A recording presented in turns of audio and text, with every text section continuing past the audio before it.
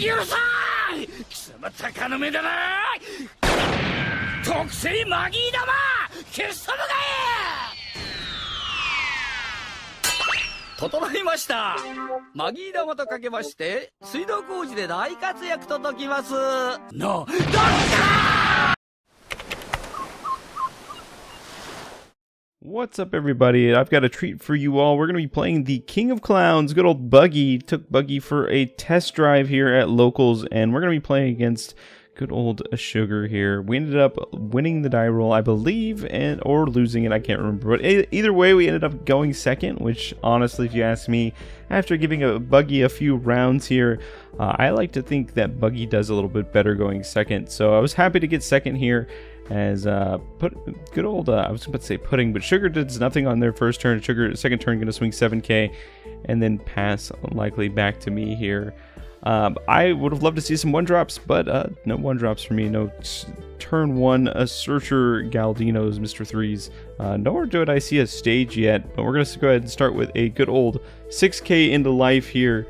Gonna get an event trigger off of the other opponent here. Gonna look at the top, I believe the top 5, grab a Don Quixote, and then Sugar also ramps 1 when you activate an event on your opponent's turn. Then just gonna take the 6k, and looks like we're gonna get a trigger as well out of the life here. And then I'm just gonna finish it up with the peel off. It's kind of one of my favorite things to do on the 4 Don turn with Buggy is just swing 6k and then resolve a peel off, just to kind of build up that hand size. We're not playing against a deck that runs Pudding, so we can kind of have as big of a hand as we want here. And having the bigger the hand, the better with Buggy, just because I'm going to start abusing his leader ability and going to be pitching cards from hand to do so. So want to keep the hand relatively healthy, want to be able to still stay at a relatively healthy life as well against this deck. I don't really know what to expect going into Sugar. I know I'm going to get some Don Quixote nonsense, maybe even some big old bodies, potentially like a Shanks or something. Because I know this deck tends to like to ramp quite a bit. Already up to 7 Don, hitting that trigger out of life as well as the effect off of good old Pudding puts him up quite a bit more Don than initially you kind of expected to be on the turn. We're going to see a 7k go at lead here. I have a whole lot of cards in hand now. I think we're just going to go for a 2k, 1k, get out of that one, stay at a relatively healthy life here as we push into the middle of the game. And we're going to see a good old Viola come down. Good old Sugar's always going to be keeping up Don at the end of the turn to ensure that they can do some events to try to get out of attacks here. It's kind of a very strange deck to play against, right? Typically, it kind of reminds me a little bit of Nami, just Nami with a little bit of aggression, right? Instead of just trying to mill yourself out, you're still going to be playing events to protect yourself. But we're going to start with a 5k. I think, if anything, 5 and 6ks might be the most brutal thing to send at Sugar because they really want to use their events, but do they really want to give me a big event for just a little 5k swing here? So we're going to see what they end up doing here. Could just pitch a 2k. That's exactly what they're going to do here. And I have enough Don. Now, normally, I swing a 6k on this turn and then use leader ability to play something out. But instead, we do have that Mr. 3 in hand, so we're going to pitch a card here to play out Croc into good old Dazbone's going to draw 2, trash 1 here. I'm going to think here, potentially deciding to pitch the stage here. Also thinking about pitching an extra Buggy. You want to keep those Mihawks in hand, but actually I might just let I think what I'm thinking about this turn, and that's why Mihawk's leaving the hand here, is I'm actually going to keep stage instead of going for the Mr. 3 this turn. Going to try out stage here. I'm going to use stage to try to put some cards away. I think we're going to put away 1 Buggy and 1 Mihawk. Just try to find a little bit of counter here, because I know once we get into the late game, things are going to potentially get a little stressful here, as we could see like a 8-drop Doflamingo into like a Rosinante. We could see like a potential, like I said, I'm pretty sure this deck runs Shanks. So just have to be cognizant of these late game threats here. So trying to build up a bit of counter in hand, try to find some new things. You know, in hindsight, maybe keeping 1 Mihawk, but I could always find another one, right? I'm essentially drawing 3 cards a turn right now with the stage. I think the stage, while it is only a 2 of in my build, is pretty nice card to have. A nice little utility to kind of help you find what you need in specific matchups. Now, this specific matchup, I'm not necessarily looking for anything in particular. Likely my bodies that just put more than one thing into play, just to try to get on board. But in other matchups where cards like the promo Buggy are incredibly important to get to, the stage is going to help you get there. We're going to see a Pudding, I keep calling her Pudding, a Sugar into that finds a Sugar, and now that we're going to a second Sugar, what's this Sugar going to find? Looks like it's also going to find a Sugar. After this game, I ended up talking to this guy for a bit, and he kind of told me that each of those sugar searches ended up bottom decking a whole lot of non Don Quixote cards that he would have loved to see. But unfortunately, I think sugar was the best card he could find in that scenario. We're going to see the third sugar come down. 3 sugars played in 1 turn. And I joked with him, you gotta at this point, you have to find another sugar, right? You've used every sugar to find another sugar. This new sugar has to find the 4th sugar, right? You gotta get the quartet here. The full play set of sugars on the field. You gotta do it for the memes at this point, right? You've already done it halfway. We're gonna see. Will the prophecy fulfill itself? Will we get a 4th sugar off the search here? Continue the chain, or we're gonna find something a little bit nicer here. Notably, it's kind of annoying that my opponents play this many sugars against me, because now I have to make a decision. Do I keep pushing life, or do I have to take a turn off to instead just like take out all these sugars, right? They're all basically pseudo blockers for the opponent right now, because if I leave those cards on board, they're just gonna keep finding cards for my opponent. And unfortunately, prophecy was not fulfilled. Sugar was not found off the final sugar. Instead, I think they picked up a 2K. And likely we're just going to see like maybe a 5 or a 6K swing. I think for the most part, I know that there's at least a 2-cost event in hand, if not 2 1-cost events, because it looks like sugar just keeps leaving up at least 2 Dawn passing into each turn here. I'm feeling pretty good on my side of the table here. I would love to find potentially another crocodile to stick that Daz Bones into play, and we're going to see a 6K here go into lead, and we're just going to counter out of that and pass back. It's a good old my turn here, and we can use that Galdino pretty nicely to search up potentially a nice candidate here. We're gonna look top 5 or top 4. I better not say 5. We're gonna just grab a 2K. Unfortunately, no croc there, but hey, that's why we have the stage here. We've got a plethora of cards that we don't want to see. 10-drop Buggy, 7-drop Buggy, 7-drop promo Buggy, not nearly as good in this matchup. And unfortunately, we don't see the crocodile that we wanted for Christmas. Instead, we're just gonna tap 5. Play out Daz Bones. Still going to draw 2, trash 1. We end up picking up another copy of Sanji's Pilaf. I think we're going to keep that in hand for now. Likely just pitch something else away.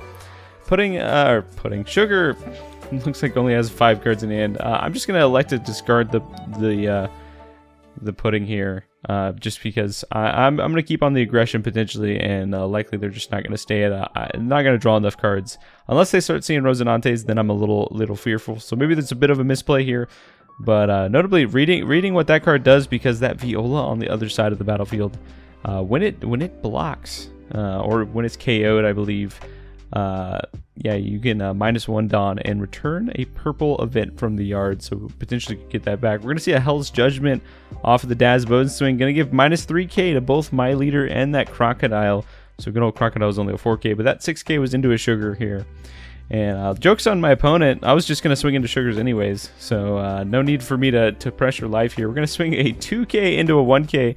Opponent could give me a 2K counter. Instead, just going to kind of save those counters for hand here. And we're just going to go for a 6K here using the Remainder Dawn to take out the sugars. So just like I said, while my opponent was making memes dreams on that last turn, he was also making a whole lot of blockers for himself, as I just kind of wanted to prioritize cleaning those up, just because I don't want my opponent to keep finding potentially very good cards. I think I'm a little fearful of my opponent like playing a Doflamingo and then playing a Rosinante off of it, discarding an event and drawing 2 cards, right? Just filling up the hand. So again, trying to keep him off the ability to search things here. Excuse me. All right, so a whole lot of cards in hand. If anything, you notice that I keep the 10-cost Buggy in hand. I have a strategy. All right, well, at least once in this locals, I want to have 4 or 5 costs on board and a Buggy that sticks around. So we're gonna see if maybe this is the game we get to do that, and we're just gonna see what the opponent does here. On 10 Dawn, I'm kind of expecting him to either, if he swings into one of my characters on my board, I'm just going to counter out of it. Unless it's like a big old swinger like a Shanks or something, then I'm just going to, unfortunately, going to have to let it go. And I need something, so there's a few steps that I have to set up here. If my opponent plays something big, takes out one of my characters, then I got to find a searcher, or not a searcher, but a body that puts another body into play. And then I can do that as well as leader ability for the Buggy to be able to put something in play. And that's exactly, it looks like what my strategy has to be here, as this is a big 12k Shanks with Rush swinging into my 6k Crocodile. And very, very unfortunate for me to lose that character. And we're going to see just a 5k going into the Daz Bones, just going to give a 2k counter just to save it here. And now we're kind of looking for something to put something to play. And what was that we ripped off the top? That was a 7-drop Crocodile, which is exactly what we want to see in this moment, because that will allow us to, yeah, go for it. Go for the fun. Go for the memes. Make memes dreams here, as we're going to go ahead and activate leader ability, discarding the Pilaf, potentially. Ultimately, this play is going to make me discard my whole hand anyways, so it doesn't really matter what I discard here. Gonna play Crocodile, put the 5-drop into play, gonna use Buggy's effect again. We're gonna resolve 10-drop Buggy, coming in play, bottom decking the Shanks, and staying on board. Exactly how we drew it up the turn before, as we were thinking through how we could do this here, and we found what we needed. We're gonna go 5k in the lead. Notably, opponent has no Dawn up to counter out of things, so all these swings are kind of free right now, as I'm able to take my opponent down to 1, and we're just gonna pass. So we're in top deck land. 4 cards in life, big old Bugster on the field. We did exactly what those who follow the lore would have wanted to do, and that's Buggy slapping Shanks. Buggy notably doesn't really like Shanks, so for Buggy to get one over on Shanks, bottom decking him, felt pretty good as well. And yeah, hopefully, you know, at this point, what am I looking to see? I don't really care at this point. Maybe like one of my bottom decking cards, right? I think my specific build is I'm testing out the 3000 Worlds, and maybe it's like a 3000 Worlds just to bottom deck the Viola, just to make sure all these swings connect. Potentially is something that I might be looking for. But honestly, at this point, my opponent gets like 1 free swing into one of my characters. If we see another Shanks, I'm a little sad, because he could potentially take out 2 of my characters off that swing. So that is something that I have to think about here. Setting aside 3 Dawn kind of tells me that there's no Doflamingo getting played this turn, because Doflamingo is an 8k. So just one thing I got to think about. But honestly, my hands are in the air, right? I did the Buggy thing. I'm out of cards in hand. My opponent can do whatever they want now. I'm going to be turning that Buggy sideways next turn, regardless of what they do.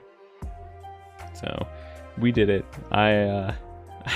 Was this the only time? I don't think this was the only time I had a 10-drop Buggy come down and stick on the field. But this locals. But we're gonna see. Actually, we do see the Doflamingo. So opponent kind of separating Dawn, and then decides to instead go for the Doflamingo into the good old Viola blocker. So not Rosinante, not what they wanted to potentially see, but Viola blocker is also a potential way for them to try to stay alive on this next turn here. As notably, they could get back an event that's pretty annoying. We're going to see a 6k into Daz Bones, and then a swing, and then a pass back to me, likely here. And yeah, we're back at it again on the turn, and we rip. And let me tell you, we rip one of the best cards you could see in this situation. What card do you want to see when you're out of cards? My guy, you want to see Asanji's Pilaf, and we hit exactly that. We're going to go ahead and swing a 12k here, putting a little bit of respect on slow beam. I know it could potentially come here, and exactly that's exactly what is pulled out of the yard. So slow beam, if you don't know what it does, gives plus 2k to a source, as well as resting another character I control. So wanted to definitely swing the 12k first. We're going to go for a 9k here into the opponent, and could potentially get the slow beam now, resting my 7-cost character. Still going to need a little bit more to counter out of that one, but there is an activation of not leader, but the Rosinante, or the Doflamingo on board. Doflamingo, if you rest one of your Dawn, you get an active Dawn, I think is how that effect works. When he did it, I was incredibly confused. I was like, wait, is that how that works? And I had to read the card, because I was like, I have no idea what this card does. But yeah, no, that's what it does, right? So it's for helping you catch back up on Dawn when you're doing a whole lot of Dawn minusing, on the, to set you up for the next turn. But yeah, no, 2 Dawn left. If he taps out for the slow beam, which he does, he's gonna be able to stop another one of my attackers. But that still leaves my other 2 attackers some free reign to swing through here. This is still a 9k swing at going at my opponent here, so it's gonna need to give me a little bit more to get out of it. We're gonna see a blast breath come through to take him out of that range, and now we have to. I think we're just gonna keep poking, but first, while we're sitting at 5, we might as well Sanji's peel off, see what we can find, and we find a 3,000 worlds and a Mihawk. So I have 2 opportunities here. I could either pitch leader ability, play out the Mihawk, or 3,000 worlds the blocker, and maybe get away with 2 6Ks. I don't know. Sugar runs a lot of bricks. This could happen. We could do this. This could actually work. We're going to go 6K in the lead here. Opponent's just going to take it here. Okay. All right. Well, I mean, regardless, you know, if I go for this, I have nothing else to do, and I won't die on the next turn anyways. But we clean it up. Sugar bricked for my opponent. Unfortunately, a whole lot of bricks in hand. I was able to get away with a little sneaky double 6K swing for the end of the game here. I think regardless, this game was pretty much over as soon as the buggy came down. But if you like this type of gameplay, definitely subscribe, join the crew. We're trying to hit 1,000 by the summer. So anyways, if you enjoy this content, definitely subscribe, like the video, leave a comment, tell me what favorite thing about Buggy is, and thanks everybody.